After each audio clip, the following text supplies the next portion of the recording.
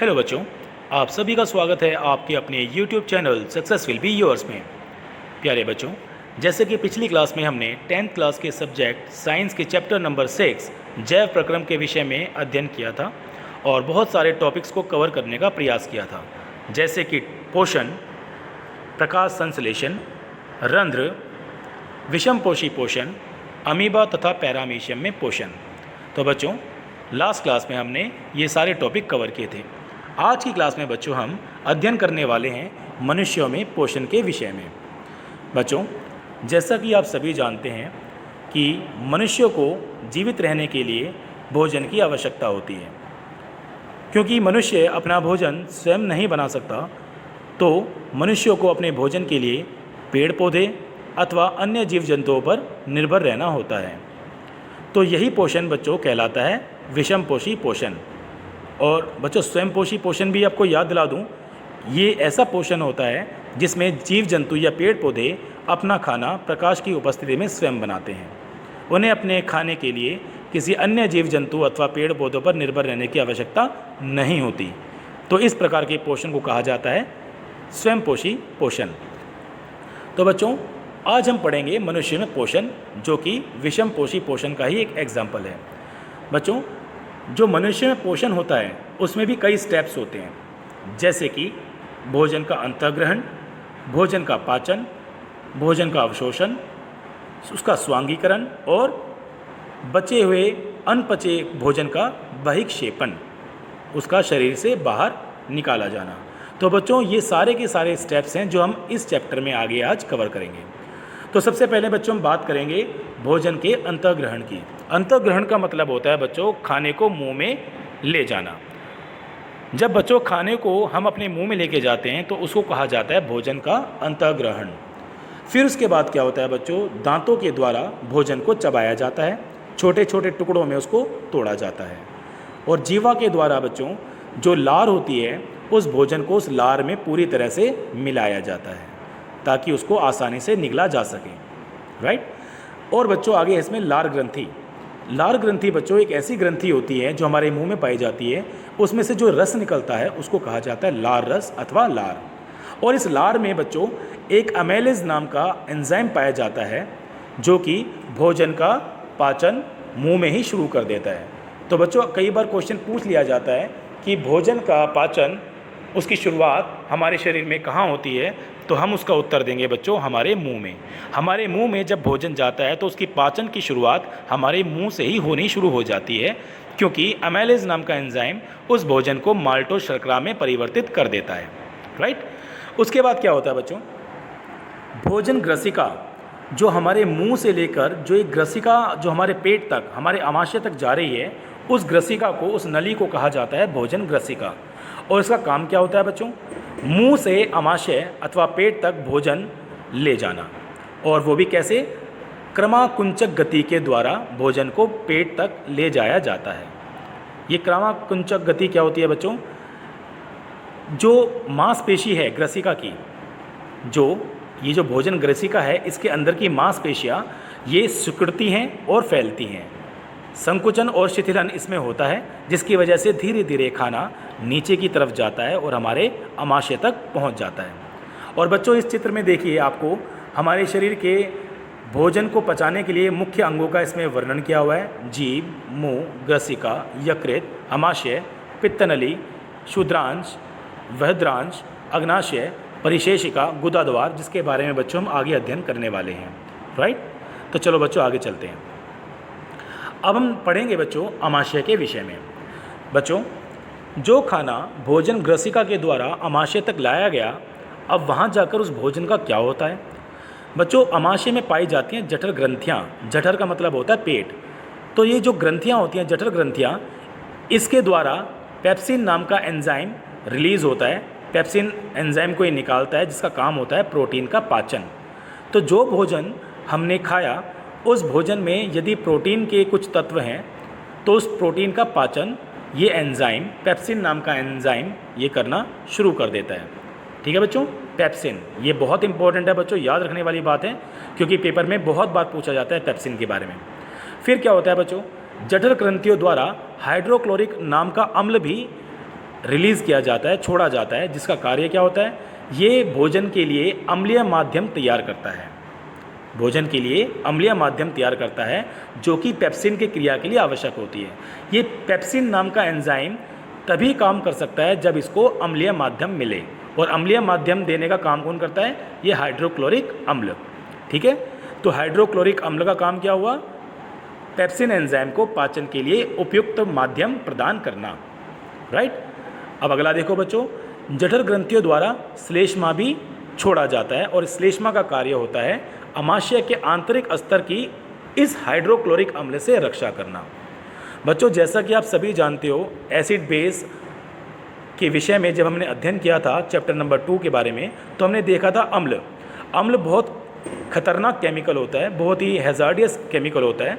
तो ये जो हाइड्रोक्लोरिक अम्ल है वो भी एक ऐसा ही एक अम्ल है, और इससे हमारे पेट की रक्षा भी की जानी चाहिए। तो इसीलिए हमारे पेट, हमारे अमाशय की रक्षा के लिए ये श्लेष्मा नाम का तत्व हमारी जठर ग्रंथियाँ रिलीज़ करती हैं, छोड़ती हैं, जो कि अमाशय के जितनी भी अमाशय की स्किन है, अंदर की जो भी स्किन है, उसकी रक्षा करता है इस अम्ल से, क्योंकि ये अम्ल नहीं तो अमाशय को जला देगा। राइट। तो इस श्लेष्मा का कार्य हुआ इस हाइड्रोक्लोरिक अम्ल से पेट की तथा अमाशय की रक्षा करना। ठीक है बच्चों, अब आगे चलते हैं हम। अगला है बच्चों शूद्रांश। शूद्रांत्र को बोला जाता है बच्चों छोटी आंत। पेट के अंदर जो गोल घुमावदार जो आंतें होती है ना बच्चों, उसे बोलते हैं शूद्रांत्र, अर्थात छोटी आंतें, स्मॉल इंटेस्टाइन यदि इंग्लिश में कहें तो। अब बच्चों यहाँ पर क्या होता है, आइए जानते हैं।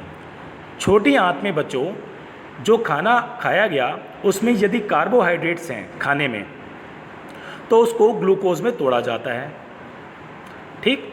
और वसा यदि भोजन में है तो उसे वसा अम्ल अर्थात ग्लिसरॉल में उसको तोड़ा जाता है। और भोजन में यदि प्रोटीन भी है तो उसको अमीनो अम्ल में, छोटे छोटे अमीनो अम्ल में उसको तोड़ दिया जाता है, उसको विखंडित कर दिया जाता है। तो बच्चों जैसा कि अमाशय में भोजन का पाचन हुआ, उसी प्रकार शूद्रांत्र में भी भोजन का अधिकतर पाचन इस छोटी आंत में होता है। अब वो बताते हैं कैसे। बच्चों यकृत जो लीवर है और अग्नाशय, इसके द्वारा श्रवण प्राप्त होता है। यकृत और अग्नाशय से जो श्रवण, जो लिक्विड प्राप्त होता है, उससे ये सभी काम होते हैं। अब वो क्या होता है, यकृत, लीवर बच्चों एक रस छोड़ता है, पित्तरस। इस पित्तरस में होते हैं पित्त लवण, और पित्त लवण क्या काम करते हैं बच्चों, ये वसा की बड़ी बड़ी गोलिकाओं को वसा की छोटी छोटी गोलिकाओं में उसको तोड़ देते हैं, और जो वसा की बड़ी गोलिकाएं हैं उसका इमल्सीकरण होकर ये छोटी छोटी गोलिकाएं बन जाती हैं। राइट। अब अगला है बच्चों अग्नाशय। अग्नाशय क्या काम करता है, अग्नाशय से एक रस छूटता है जिसे बोला जाता है आग्नेयाशिक रस। इस रस के द्वारा क्या काम होता है बच्चों, इसमें एंजाइम होते हैं अमाइलेज, ट्रिप्सिन और लाइपेज। अमाइलेज क्या करता है बच्चों, जो प्रोटीन है,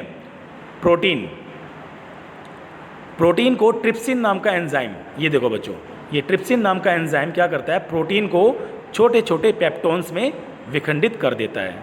ठीक है। और वसा को, जो भोजन में वसा के जो तत्व हैं, उसको लाइपेज नाम का जो एंजाइम है, ये उसको छोटे छोटे वसा अम्लों में विखंडित कर देता है। और स्टार्च, यदि भोजन में स्टार्च है तो उसको अमाइलेज नाम का एंजाइम उसको ग्लूकोज में, छोटे छोटे ग्लूकोज के फॉर्म में उसको विखंडित कर देता है। राइट। तो यहाँ पर था बच्चों खाने का पाचन। पाचन बच्चों मुंह में भी हुआ, अमाशय में भी हुआ और शूद्रांत्र में भी हुआ।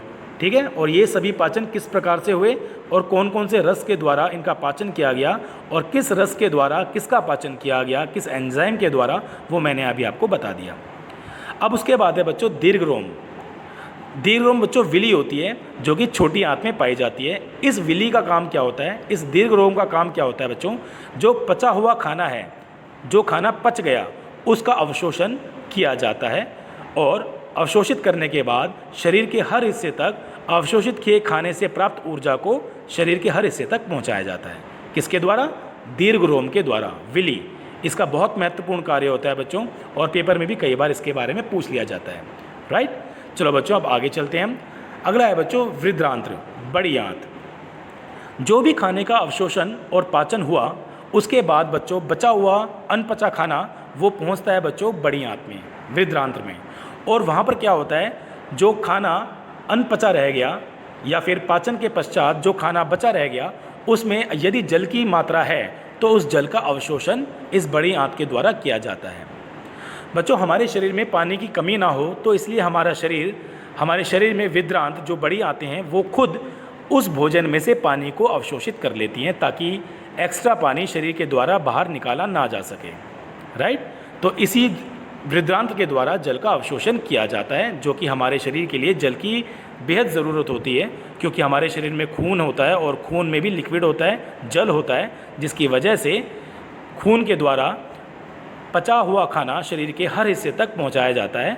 और इसी खून के द्वारा जो सांस हम लेते हैं ऑक्सीजन, वो भी शरीर के हर हिस्से तक पहुंचाई जाती है, जो कि हम आगे आने वाले टॉपिक्स को कवर करते समय पढ़ेंगे। राइट। तो बच्चों, यहाँ आपने देखा कि किस प्रकार भोजन का पाचन हुआ आमाशय, मुंह तथा क्षुद्रांत्र द्वारा, और विद्रांत्र में जल का अवशोषण किया गया और बचा हुआ जो अपशिष्ट पदार्थ है, जो वर्ज्य पदार्थ है, उसको गुदा मार्ग द्वारा शरीर से बाहर निकाल दिया जाता है। राइट। तो बच्चों, मुझे लगता है कि आपको ये कंटेंट अब तक पूरा समझ में आ गया होगा। तो बच्चों, एक बार हम दोबारा यहाँ पर देख लेते हैं, इस चित्र को दोबारा देख लेते हैं बच्चों। हम मुंह से खाने का अवशोषण होता है, खाने का अंतःग्रहण होता है, खाने का अंतःग्रहण मुंह के द्वारा होता है, और थोड़ा पाचन होने के बाद उसको ग्रसिका के द्वारा आमाशय में भेजा जाता है। आमाशय में भी जब उसका पाचन हो जाता है तो वो जाता है छोटी आंत में, और छोटी आंत में भी बच्चों इसका पाचन होता है भोजन का, और जो पाचन के पश्चात वज्र पदार्थ रह जाते हैं वो भेजे जाते हैं बड़ी आंत में। राइट। और बड़ी आंत में पहुंचने के बाद वो खाना गुदा मार्ग के द्वारा बाहर कर दिया जाता है हमारे शरीर से। ठीक है बच्चों। तो बच्चों, आज का ये टॉपिक यहाँ कंप्लीट होता है, और इस पार्ट में आज हम इतना ही कवर करेंगे, और बाकी बचा हुआ चैप्टर का पोर्शन और टॉपिक्स हम पार्ट नंबर 3 में कंप्लीट करने का प्रयास करेंगे। तो बच्चों, बहुत बहुत शुक्रिया जो आपने अपना कीमती और वैल्यूएबल वक्त इस वीडियो को और इस कंटेंट को समझने के लिए दिया, और जिस प्रकार आप हमेशा से मेहनत करते हुए वीडियो को देखकर मेरी, उसी प्रकार बच्चों मैं आशा करता हूँ कि आज के कंटेंट को भी आप अच्छे से समझोगे और उसको बार बार लिखकर इसकी प्रैक्टिस करने का प्रयास करोगे। So thank you very much बच्चों।